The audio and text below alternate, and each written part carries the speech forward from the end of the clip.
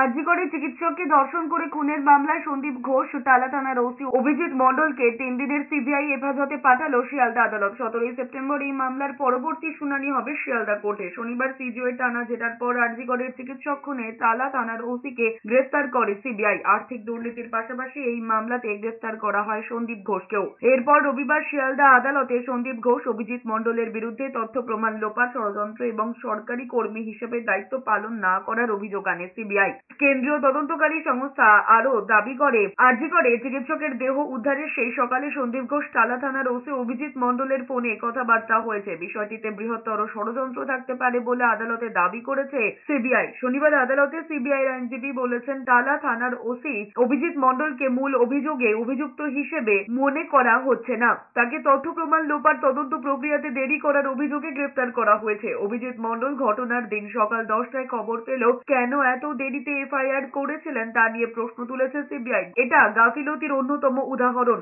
আদালত গ্রাহ্য অপরাধের ক্ষেত্রে অনেক আগেই এফআইআর দায়ের করা উচিত ছিল। টালা থানার ওসি অভিজিৎ মণ্ডল ষড়যন্ত্রের অংশীদার বলে সন্দেহ করা হচ্ছে। পুলিশ এবং সিবিআইয়ের মধ্যে কোনো দ্বন্দ্ব নেই, সত্যি খোঁজার চেষ্টা করা হচ্ছে। পুলিশ বলে নয়, সন্দেহভাজন বলেই টালা থানার ওসিকে গ্রেফতার করা হয়েছে, আদালতে সওয়াল করেছে সিবিআইয়ের আইনজীবী।